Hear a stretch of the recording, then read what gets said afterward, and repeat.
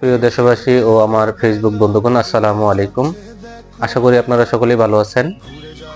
আমিও আপনাদের দোয়ায় ভালো আছি। আসন্ন জাতীয় সংসদ নির্বাচনে আমাদের দুটি ভোট দিতে হবে। একটি হচ্ছে হা ভোট অথবা না ভোট, আরটি হচ্ছে আপনার আসনের যিনি প্রার্থী, যে আপনি যাকে পছন্দ করেন তাকে ভোট দেবেন, বা যে দলকে পছন্দ করেন তাকে ভোট দেবেন।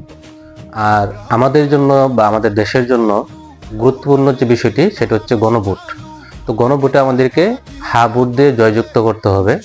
কারণ গণভোটে যদি আমরা হা দিয়ে জয়যুক্ত না করি, তাহলে বাংলাদেশের যে বর্তমান স্বৈরাচারী কাঠামো রয়ে গেছে তা থেকে যাবে এবং আরেকটা স্বৈরাচার বা ফেসিবাদ তৈরি হবে অটোমেটিক্যালি।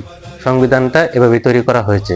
সুতরাং সংবিধানের সেই বিষয়গুলোকে বাদ দিয়ে নতুন করে ফেসিবাদ বন্ধ করার যে সিস্টেমটা চালু করা দরকার, সেই সংস্কারের জন্য গণভোটে হা দিতে হবে।